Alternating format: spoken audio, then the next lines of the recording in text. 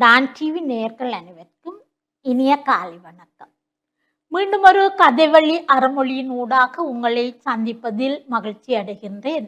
இன்று அண்ணனின் அன்பு என்ற தலைப்பிலே ஒரு சிறு கதை ஒன்றை உங்களுடன் பகிர்ந்து கொள்ள விரும்புகின்றேன். சுப்பிரமணியம் அந்த கிராமத்திலே வசதி படைத்த ஒருவர். அந்த காலத்திலேயே படிப்பறிவுள்ள ஒருவராக இருந்தாலும் தனது சொந்த தொழிலை விவசாயத்தை செய்ய விரும்பினார். ஆகவே அவருக்கு 2 மகன்மார், ஒன்று கண்ணன், மற்றது கார்த்திகேயன். அந்த 2 மகன்மாரையும் மிகவும் அன்பாக வளர்த்து வருகின்றார். இந்த கண்ணன் கார்த்திகேயன் மீது மிகவும் அன்புடையவர். தனது தம்பி எங்க போகின்றார், எங்க வருகின்றார், எவ்வாறான நண்பர்களுடன் தொடர்பு வைத்திருக்கின்றார், ஏதாவது ஒரு ஆபத்திலே மாற்றப்படுகின்றார் என்ன அந்த இடத்திலே போய் மகனை தன்னுடைய தம்பியை காப்பாற்றுகின்ற ஒருவனாக அந்த அண்ணன் இருக்கின்றார். ஆனால் இது இந்த கார்த்திகேயனுக்கு சரியான கோபம். என்னன்னா, அண்ணா எந்த நேரமும் என்ன கண்காணித்து கொண்டிருக்கிறார், தன்னை சுதந்திரமாக நடமாட விடுறார் இல்லை என்று சொல்லி சரியான கோபம் அவருக்கு. அதனால் அண்ணனுடன் எந்த நாளும் போட்டி மாதிரி நடந்து கொள்வார். ஒரு முறை இவனுடைய வகுப்பில் இருக்கின்ற கோபி என்ற ஒரு மாணவன் என்ன செய்கின்றார் என்றால், இவருடைய புத்தகத்தை, இன்னொரு மாணவனுடைய விலை பெறுமதியான ஒரு புத்தகத்தை எடுத்து மற்றவர்களுக்கு தெரியாமல் இவனுடைய புத்தகத்தில் பேக்குக்குள்ளே அதனை வைத்து விடுகின்றார். இதனை அந்த வகுப்பிலே இருக்கின்ற இன்னொரு மாணவன் கண்டு போட்டு அவர் என்ன செய்கிறார் என்றால், இவருடைய கண்ணனிடம் கூறுகின்றார், என்று கோபி உங்களுடைய தம்பியினுடைய புத்தக பைக்குள் இன்னொரு புத்தகத்தை எடுத்து வைத்து விடுகின்றார். நாளைக்கு அவர் இவரை திருட்டு பட்டம் சூட்டி ஆசிரியருக்கு முன்னிலையிலே அவமானப்படுத்துறதாக கதைத்து கொண்டதை நான் கேட்டேன்.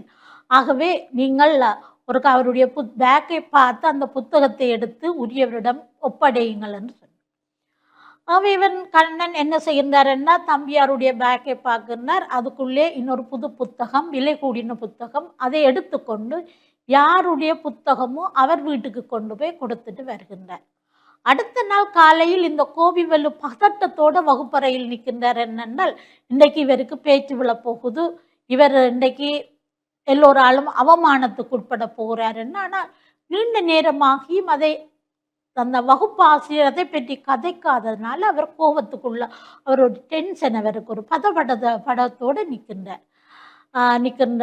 ஆனால் அந்த விடயம் இந்த மற்ற மாணவன் மூலமாக இந்த கார்த்திகேயனுக்கு தெரிய வருகின்றது. உன்னுடைய பேக்கில் இருந்து அண்ணா புத்தகத்தை எடுத்து கொடுத்து விட்டாரு.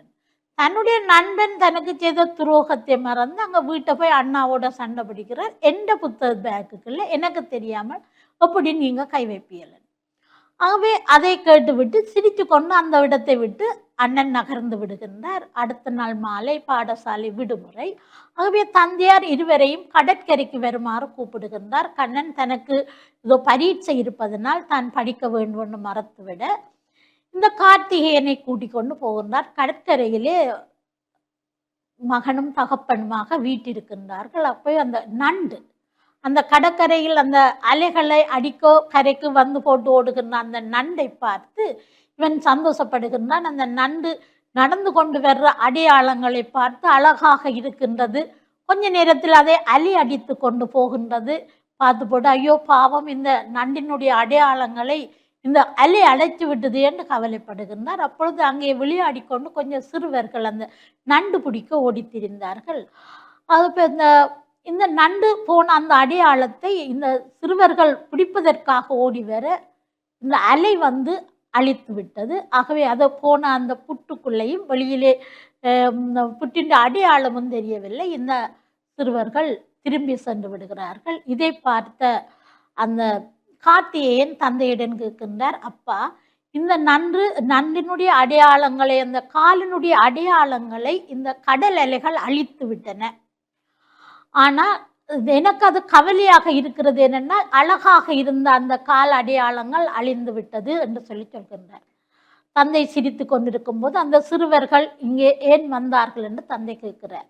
அவர்கள் அந்த நண்டை பிடிப்பதற்காக வந்தார்கள். ஆகவே அந்த கடலின் அலைகள் வந்து அந்த அவருடைய நடந்த அந்த பாதையை அழித்து விட்டன.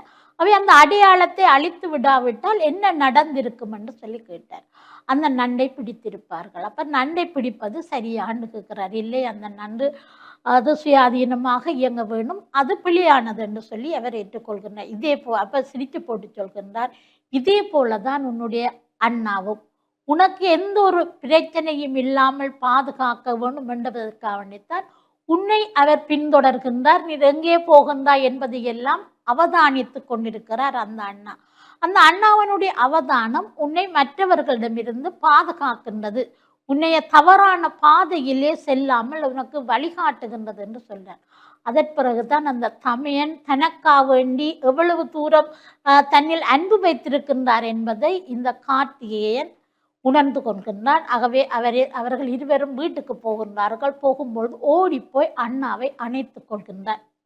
ஆம் நேயர்களே, இவ்வாறு தான் நாங்களும் எங்களுடைய சகோதரர்கள் வகையிலேயே மிகவும் பாசமிக்கவர்களாக இருப்பவர்கள் சகோதரர்கள். ஒரு சகோதரருக்கு ஒன்றென்றால் அடுத்தவர் அதனை தாங்க மாட்டார். நாங்கள் சிறு வயதுகளிலே அதை ஒரு போட்டியாக நினைத்தாலும் கூட ஒரு நாளும் உடன்பிறப்புகள் தன்னுடைய சகோதரத்தை மற்றவர்கள் முன் விட்டு கொடுக்க மாட்டார்.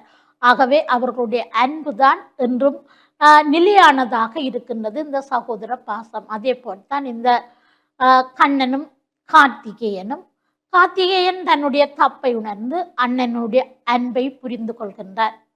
அருமையான இந்த வாய்ப்புக்கு நன்றி கூறி விடைபெறுகிறேன். நன்றி.